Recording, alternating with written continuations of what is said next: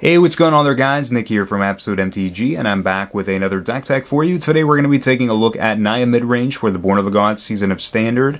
And this is a deck that Dan, Greg, and I have been working on for quite some time now. We're pretty proud of this deck, and it's been working out very well. So our entire deck list is down in the description below where you guys can check it out. There's also a deck list via TappedOut.net that you guys can take a look at as well. The link will be in the description. But otherwise, let's jump right on into it. Let's take a look at this deck.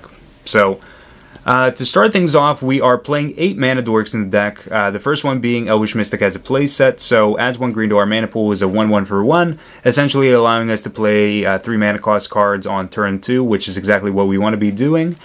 So we do have that kind of like ramp element where we're almost trying to play a very aggressive game, like kind of like aggro wants to do. So for Elvish Mystic, we have 4 Sylvan Caryatid, the other premier mana dork that we have. So 0/3 for 2, Defender Hexproof, blocks other aggro creatures very well, and adds 1 mana of any color to our mana pool. Then we have Brimaz, King of Oreskos. So Brimaz is really good as a 3-drop, especially if we're able to go like Temple Garden or something like that. Then Elvish Mystic can then play another like Shockland that has white in it and be able to play Brimaz on turn 2. It's really awesome, but otherwise just as a 3-drop, Brimaz is really awesome, just being a 3/4 creature for 3 with Vigilance, and whenever he attacks, he's going to be attacking alongside a 1/1 White Cat Soldier creature token with Vigilance, and whenever he blocks, he's going to be blocking with another 1/1 White Cat Soldier creature token with Vigilance, so making him a pretty huge threat. Like, Control really doesn't want to be playing against Brimaz very often, and they want to be getting rid of him definitely as soon as possible with like either removal spells or usually a board wipe, which is exactly what we want to see most times. So Brimaz is really annoying for a lot of decks. He's really good up against aggro as well. He's a pretty good blocker for things. So we have 3 Brimaz. Then we have our Loxodon Smiter, so our other 3-drop in the deck. 4/4 for 3, can't be countered, and if by chance your opponent happens to Thoughtseize you and the only thing that they can choose is Loxodon Smiter, you get to actually put him on the battlefield instead of putting him into the grave. So it's essentially like you got to cast Loxodon Smiter for free. So playset of Loxodon Smiter, basically just our power creep 4/4 on turn 3, or on turn 2 if we can manage to play Elvish Mystic and hit our lands right and play Loxodon Smiter on turn 2. Polukranos, so we're playing Polukranos as a 3-of in the main board. So 5/5 for 4. Pretty much just another power creep for us. Double X and 1 green for monstrous X, and he can deal X damage divided as you choose among any number of target creatures that our opponents control, and each of those creatures is going to deal damage equal to their power to Polukranos based on this ability. So basically, Polukranos can eat a lot of really small creatures, which is kind of like the best thing about him. He can eat small things like Pack Rat if it's just one Pack Rat out there. But otherwise, like, he can eat mana dorks or just become bigger himself. So Polukranos is really awesome at being able to do that. So 3 Polukranos. Sometimes he'll side out. I like to side him out up against Selesnya aggro because they have Selesnya Charm and they like to keep that in up against cards like Polukranos. I also like to side him out up against Control because Polukranos is kind of clunky and he's a pretty good target for things like Azorius Charm. So Polukranos will come out in certain matchups, but in other matchups he just stays and will just be that huge big beater and blocker. Then we have Stormbreath Dragon. So playset of Stormbreath Dragon in the deck, 4/4 for 5, flying, haste, protection from white. Can't be targeted by things like Detention Sphere and Azorius Charm, which is really good. Monsters 3 for 7 mana, and off of monsters deals damage to each opponent equal to the number of cards in that player's hand. Good up against Control if you can hit the monsters off and deal that damage to them. Also good up against things like Selesnya aggro. It's a really good blocker for their stuff until you get a board state that can just kind of trample over situations. So 4 Stormbreath Dragon.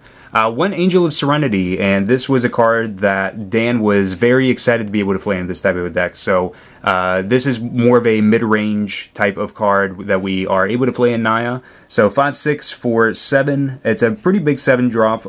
It has flying, and whenever it enters the battlefield, we can exile up to 3 other target creatures from the battlefield and or creatures from graveyards. And whenever Angel of Serenity leaves the battlefield, return the exile card to their owner's hands. So it's a very easy way to get back things from your graveyard if you want to do that. It's also easy to exile your opponent's creatures if they're on the battlefield, and have your opponent not be able to like use them as blockers or anything like that, especially if it's like Desecration Demons and stuff. and your opponent doesn't have removal open for the Angel of Serenity, but it's a easy way to just kind of get your creatures back, especially if you're playing up against up against control and you need to get things like Stormbreath Dragons back. So it's a easy way to just kind of loop things around for you. One Xenagos go out of Revels, so 6/5 for 5 indestructible. Is it a creature unless your devotion to red and green is less than 7, and at the beginning of your combat, during your turn, another target creature you control gains haste and +X/+X, where X is that creature's power. So it's really good up against mid-range. Up against like really quick-paced decks, Xenagos is going to side out. We have a playset of Domri, so Domri is really good for the +1 to look at the top card of our library. If it's a creature card, we can reveal and put it into our hand. -2 to fight between one of our creatures and one of our opponent's creatures, easily allowing us to have something like Polukranos be able to get rid of other smaller creatures, or things like Stormbreath Dragon or anything like that. And -7 is basically just kind of like you win the game. So you get an emblem where creatures you control have double strike, trample, hexproof, and haste, which you really don't get to ultimate that often, but if you do, then you're in a pretty good board state. We have 2 Ajani, so Ajani for loyalty, 3 cost, +1 to put a +1/+1 on up to 1 target creature, -3 to give target creature flying and double strike until the end of the turn, and -8 giving us X amount of 2/2 white cat creature tokens onto the battlefield where X is our life total. So the ultimate's obviously really good if your opponent doesn't have a board wipe in their deck and they just can't find one, so you can overwhelm the board with that. But the -3 is really good, especially with things like Advent of the Wurm, Loxodon Smiter, and Polukranos, just because you get to bash in for a whole lot. The +1 assures us that our creatures are going to be bigger than the creatures that other players could be playing in things like green-red monsters or in Jund monsters, so that's always a plus side to having a card like Ajani here. We have 2 Chained to the Rocks for removal, so enchant it to a mountain that we control, and we exile a creature until Chained to the Rocks leaves the battlefield. If it happens to leave the battlefield, the creature comes back, but it's essentially like a journey to nowhere with like the downside of you having to enchant a mountain, so that's really the only bad thing about it. We have 4 Advent of the Wurm, so 4 cost at an instant speed, double green, 1 white. Put a 5/5 green Wurm creature token with trample on the battlefield. Probably one of my favorite cards in this deck. Then the land base, we're running 24 lands, so we have 4 Temple Gardens, we have 4 Sacred Foundries, we have 4 Stomping Grounds, 4 Temple of Plenty, 3 Temple of Triumph, 2 Temple of Abandon. We have 2 Forests and 1 Plains. So that is our 24 card land base, and that is our main board or main deck here. And now let's take a look at the sideboard.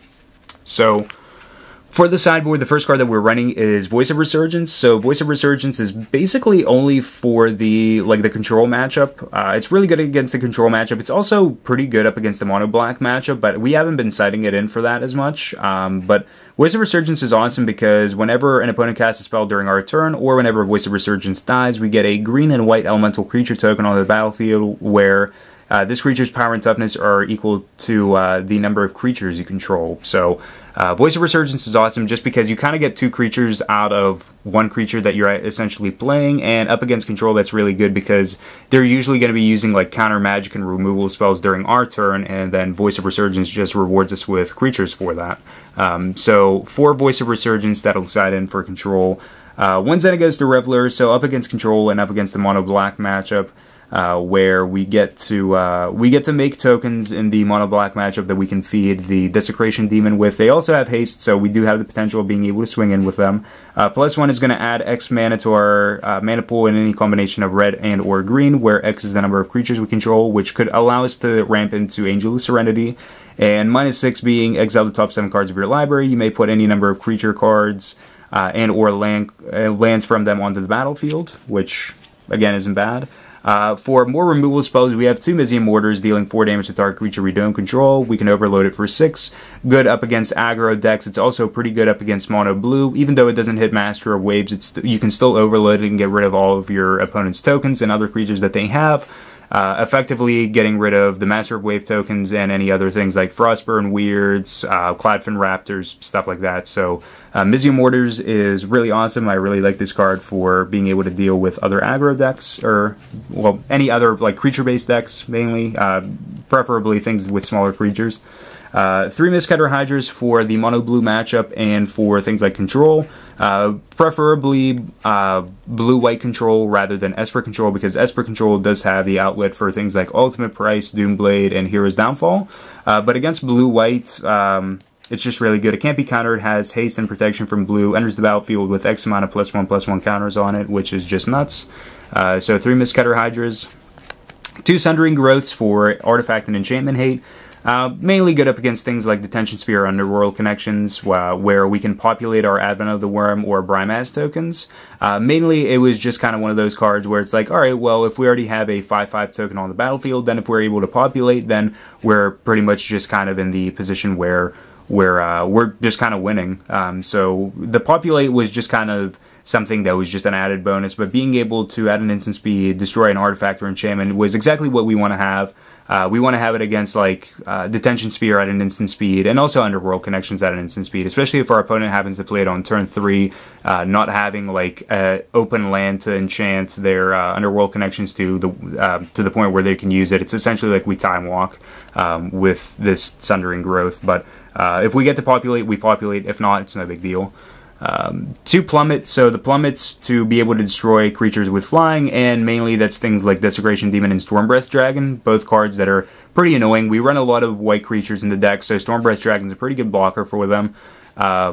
But otherwise, like, Desecration Demon's pretty annoying for these types of decks because you don't really have a wide array of cards that you can actually side in to deal with them. So Plummet's good for Desecration Demon, also Nightveil Spectre in the mono-black matchup, but Stormbreath Dragon as well. It's a perfect tech for that. And then the last card is 1 Chain to the Rocks, so just another Chain to the Rocks for more widespread removal. Whenever we need removal that isn't based on, like, getting a 2-for-1 or more advantage on our opponent, like if we're just playing 1-for-1 removal for Desecration Demons and stuff, Chain to the Rocks is really good. So up against, like, the mono-black matchup, if they're not splashing green for things like Golgari Charm and Abrupt Decay, Chain to the Rocks is really good, just because you get to get rid of their 4-cost or 3-cost card that they just tapped out to play for just 1 mana, which isn't bad at all. So that is our deck tech here for Naya Midrange.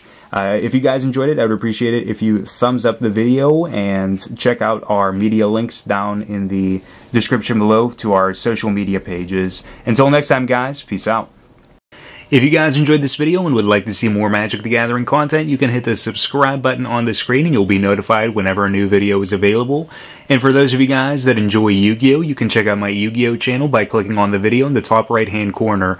Also, be sure to check out our sponsors for the channel, ABU Games and Europe's MTG Madness, for all of your Magic the Gathering needs, no matter where you are.